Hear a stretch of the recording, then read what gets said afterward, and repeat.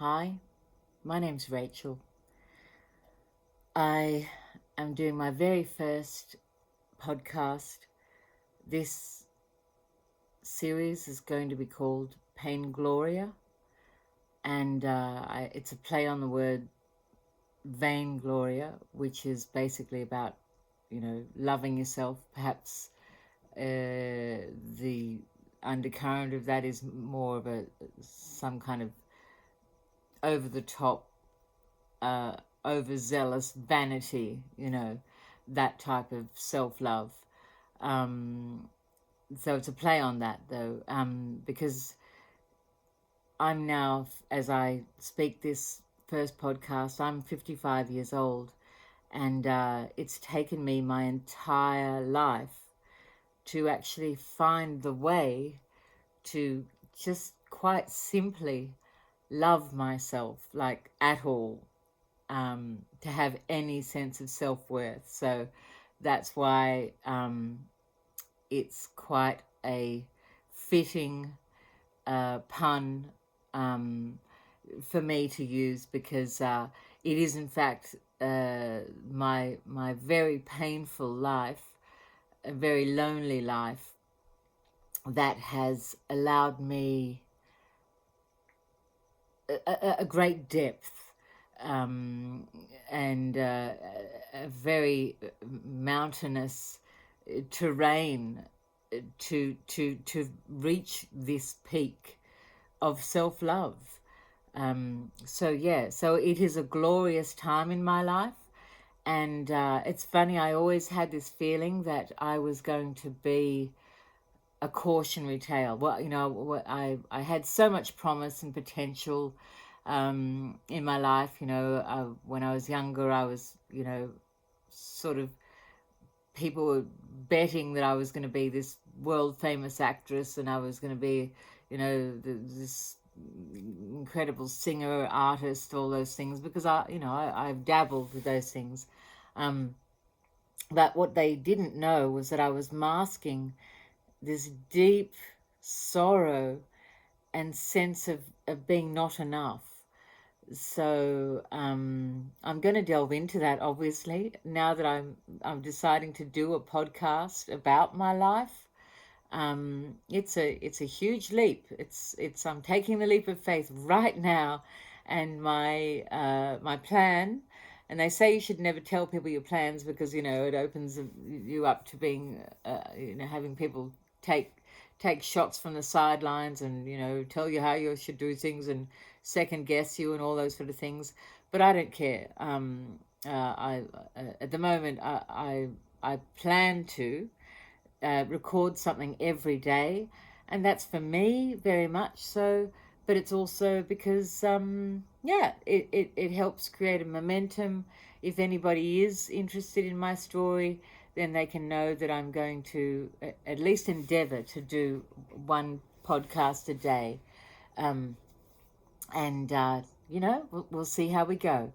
But yes, I have lived quite a while now, 55 years, but I have crammed a lot in, but I've also been very quiet. So, I've always wondered how would I, if I were to write a book, or if I were to, something, I never thought of a podcast, but, it's kind of like writing a book in installments.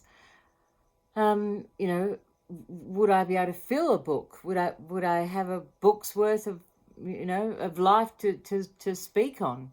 And although I've had many years in the wilderness where I really wasn't doing anything, I wasn't achieving anything, I was just, I wasn't even healing. I was really just kind of marking time, sad to say. But whenever I did pop my head out, I seem to have this uncanny ability to attract amazing situations, amazing opportunities. I found out quite young that I was able to manifest certain things, and people and opportunities, and I used to run the other way, because I think, oh, I'm not worthy, I can't do this, I'm not capable, I'm not good enough, not pretty enough, not smart enough, not talented enough, whatever I just thought I wasn't enough. And then, of course, the strange thing about it was the opposite was true. I was actually, it's not that I wasn't enough. In a lot of senses, I kind of didn't fit into the average, I wasn't really a kind of built for mediocre, because I was always kind of extra. So yeah, was I not enough or was I too much, But either way, it was about my self image, that I attracted certain amazing things and people and opportunities, as though people could see this inner glow or my aura or something like that, and thought, wow, she's amazing, or she's this or she's that, but I just couldn't see it. So I would be quite shocked and retreat as quickly as I could. So, but yeah, so that was one way, I guess, I attracted things to me. In that way, I magnetized them. But also what I was doing was, internally, I did want to step up, and I did want to be an actress, and I did want to be a singer, and I did want to do all these amazing things. So my imagination was quite next level. I lived very much in my head. My fantasy was to be able to be those things. So I think what I did was, now that I understand these things better, was that I did actually manifest those things, because it's like, yeah, it's a hard thing. I can go into that later, but yeah, it's sort of, now I feel as though I'm finding it harder to manifest things, because I'm too much looking at my external at times and thinking, yeah, but you can't, not at this age, and who do you think you are, and what, but sometimes I do that. But then in other ways, I'm like, I've got all the confidence that you do gain as you get older. You're sort of like, oh yeah, God, if only I knew this when I was that old, I'd be great, I'd be fine. So yeah, it's a very interesting line that I walk right now. And in fact, the last couple of years, I seem to have attracted a whole bunch of fans and followers, and people that sort of have fantasies around me that I have sort of surprised me a lot. I've been sort of present in spaces on X, on Twitter, where they call them stages or spaces, where you speak. People don't see you, but they hear your voice, and people have been quite impressed by how I've shown up, and the integrity that I have shown, because I do have a very deep, certain way about me that takes people by surprise. But that's not for me to say or to talk about, but that's for you to decide what you think. But anyway, yeah, but it opened my eyes quite a bit. I was like, I had, a whole bunch of young men kind of fighting over me and stuff. Weird stuff. Those stories are for later. But anyway, I'm going to try and keep this first episode to around half an hour-ish, maybe less. I didn't do too much getting caught up in, researching what I should do, how I should be, because I've come to a point in my life, and this is part of this incredible story of and why Paingloria is such a perfect word for my story, because especially in this last chapter that I'm in, I'm not saying it's the last chapter, that it's the latest chapter anyway. I might go on for quite a while yet. But yes, I have literally been through such trauma that would have killed other people, like really knocked them out of the game, had them, just groveling and crawling, and I've been there, trust me, but I got back up again, is the point. Whereas I do believe what I have survived beggars belief, and what people have done to me beggars belief. But we live in a time where people have lost their values, and if they see somebody that seems to wear their heart on their sleeve, that is open, that is maybe vulnerable, they see that as an opening to take advantage of that. And that's a very sad thing. But, you know, we do our best. Those of us who have gone through things and come out the other side, you tend to become quite empathic if you weren't already. So I forgive the people that have hurt me, and I also realize that the ones that might want to take advantage of me or anybody else, mind you, I'm there for the fight. I will stand up to them. I will take them down, and I won't do it in a violent way. I'll just hold up a mirror in such a way that they'll catch themselves, they'll see themselves, and they'll run the other way, or they might put up a bit of fight. And if they do, I got that covered. You know, I can hold my own, as they say. And yes, and if I ever see anybody taking advantage of another person, like I'm all over that, like white on rice. Like you know, I don't muck around. So yeah. So anyway, that's me, a little bit of me.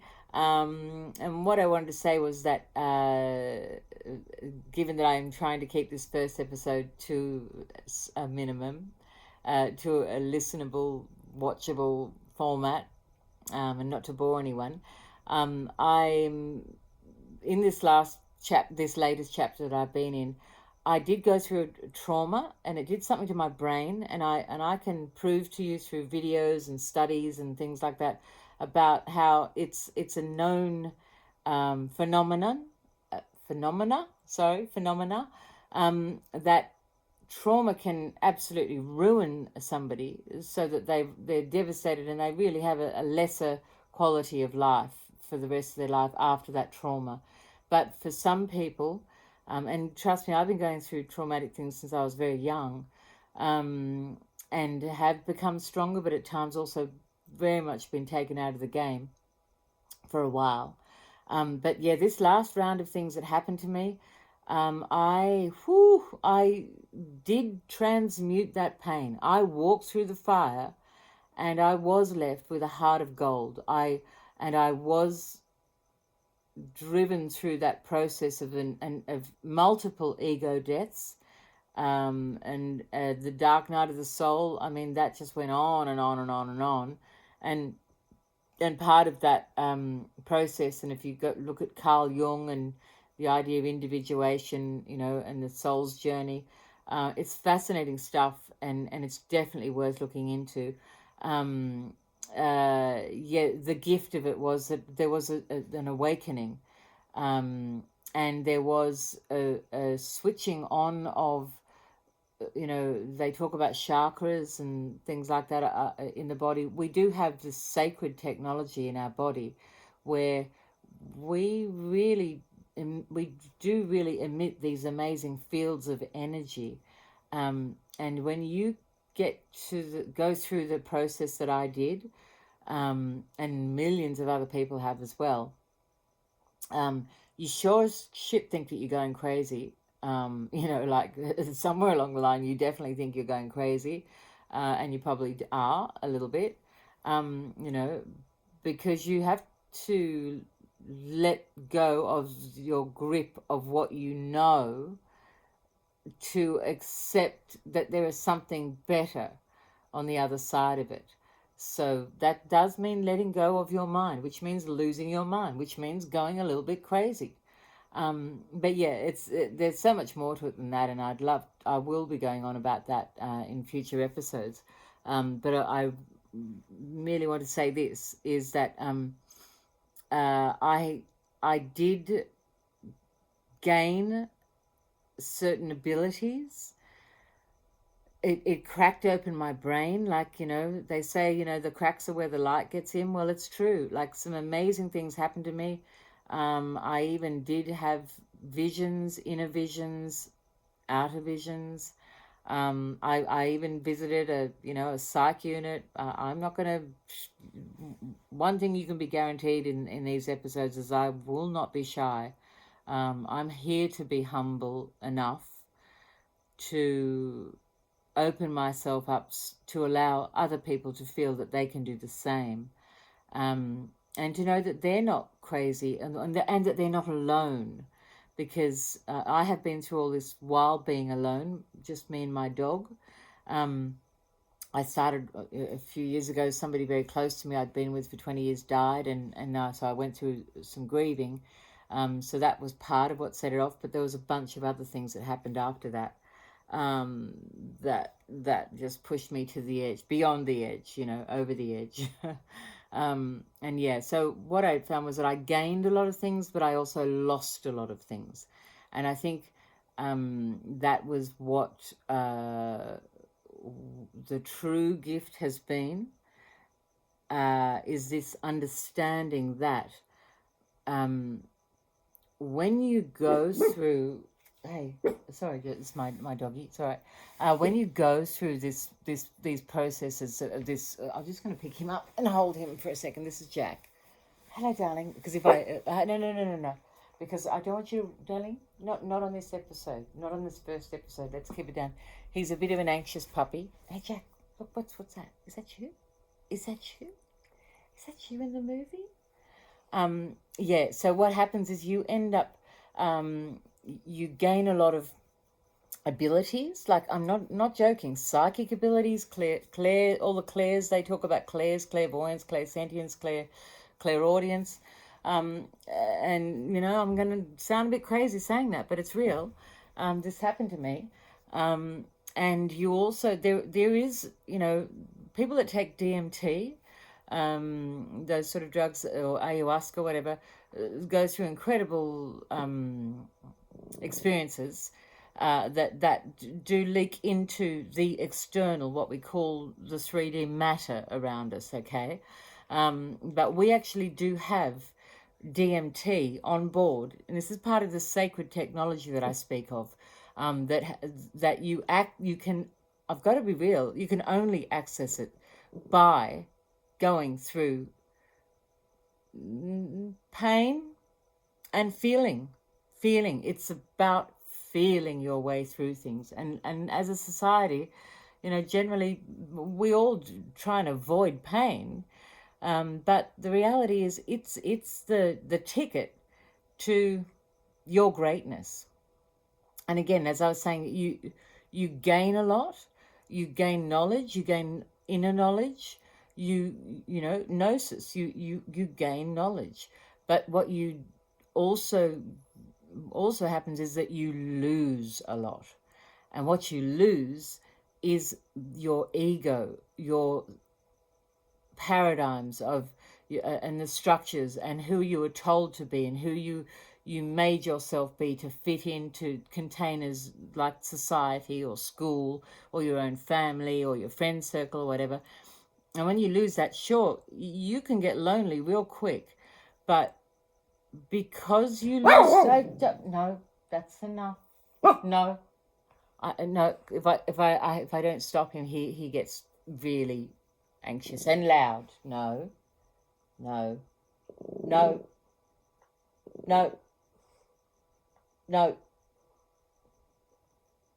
Sorry, he gets really loud. It's enough. So yes, you lose a lot. So, and what happens is, so when you lose all these structures around you, your psyche, you remember who you were before they all happened. And it's an amazing thing. And what you find underneath is you become your authentic self. And nobody can take it away. You might dip back out, you might mask again, you might put on a mask now and again, you might feel like there's a certain situation where you can't, like you're dealing with an old lady who's like, or someone you've known for a long time who just won't cope with you being who you truly are, and saying it like it is and being real. So you might mask, you might, dip back into the waters of people pleasing a little bit or whatever, but you never really can go backwards after you've seen yourself, you've met yourself, and you've danced with your own shadows.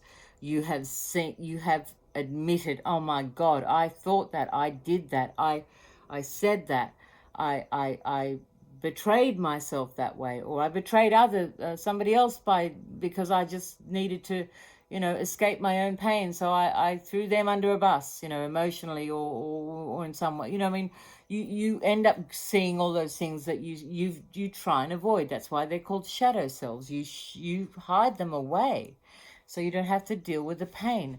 And that's why, back to the topic, the name of the podcast, Paingloria.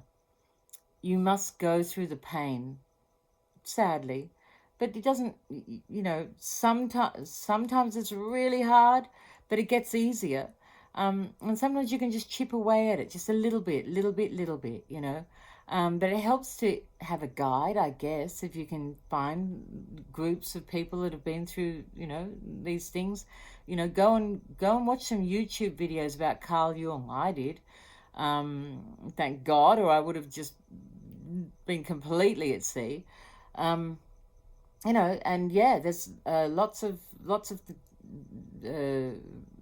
knowledge to be had about ascension and awakening, about the psyche, about individuation, about shadow work, about breath work, and about chakras. I mean, this is ancient stuff that we have been taken away from, right? Gnosis, Jesus Christ himself was a teacher, a healer, but a teacher of this very process of getting to know thyself, getting to know yourself, and opening up your own portals of amazingness, of supernatural abilities, of opening your heart space so that you can become so high on love. It's like, I'm going to break all this down in future episodes, okay? And at first I'm going to be a bit, like I am now, like sort of stumble my way through things. But if you'll permit, I give myself permission, but if you'll allow it, you're welcome, is what I'm saying, is you're welcome to sit in and watch me go through this. I found it much easier to do it when I wasn't looking at a camera, and then of course looking at myself, and talk about that's vainglory, that because it's vanity. I could look at the camera, but I feel kind of strange. It's like I'm sort of looking at myself, looking at the camera, looking at the iPad, as I'm doing now on my iPad. But yeah, so basically, you're welcome to sit in and have a listen and allow me to try and tell my story.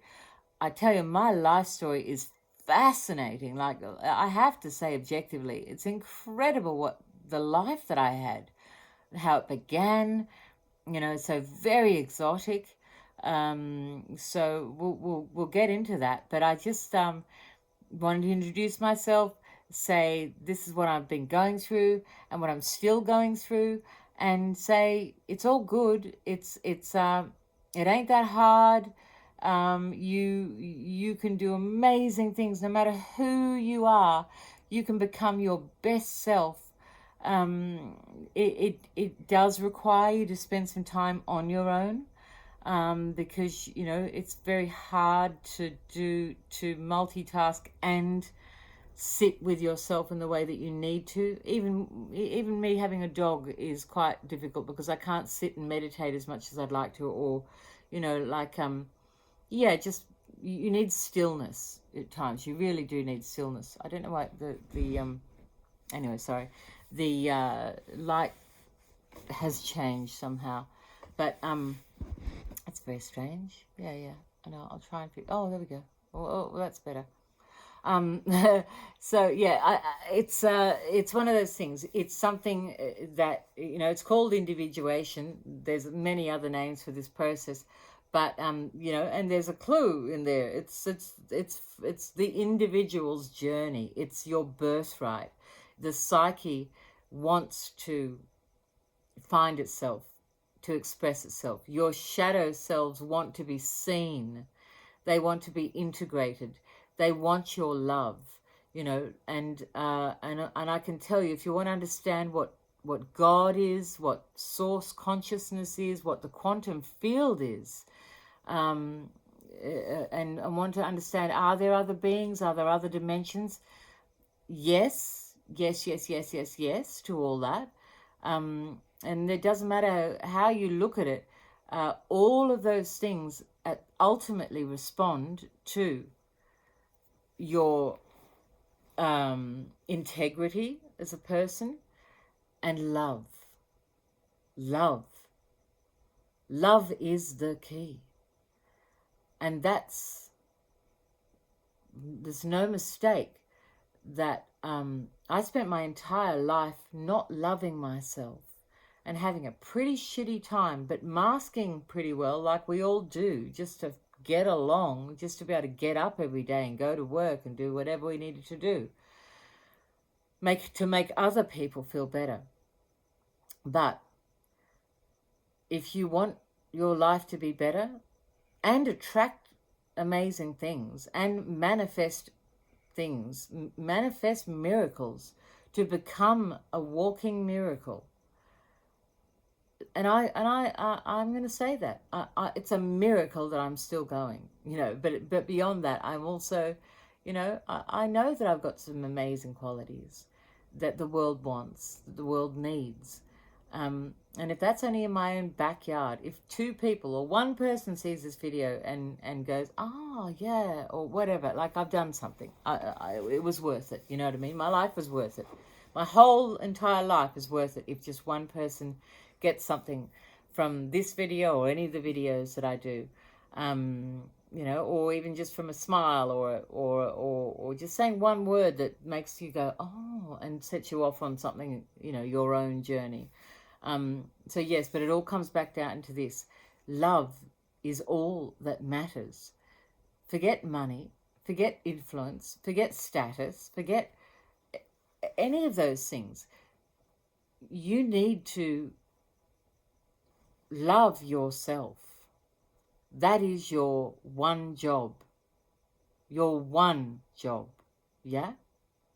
There's only one thing you need to do between birth and death, is to, at least for 1 moment in your life, try and love yourself. Because you are worth it. You are Godness. Whether you believe in God or not, it doesn't matter. You know, the quantum field, you know, if you want to look into the observer effect and all those things, the quantum field responds to love and integrity and goodness. I mean, you can still be an asshole and manifest amazing things, sure.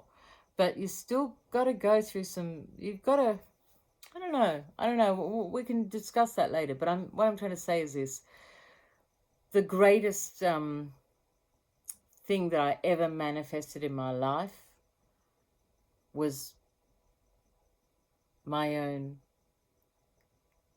love for myself. And that alone, doesn't matter if I achieve nothing else in the world, that is glorious. And that was worth the pain. It really was. And that's what Paingloria is. That's my little definition anyway. It's a made-up word that means something to me, and I want it to mean something to you. And I want you to find your own self-love, because you are worth it. You weren't born for nothing. Whoever you are, no matter what you've done, no matter what's been done to you, you're forgiven. Everybody's forgiven. Even the people that hurt you. You may as well forgive them, because who knows what they've been through. And it allows you to be free. I'm going to leave it on that note, and I'll catch you. Oh, look, I'm going to get in just under half an hour, and I'll see you again, hopefully. You look after yourself and the people you love. Love you. Bye.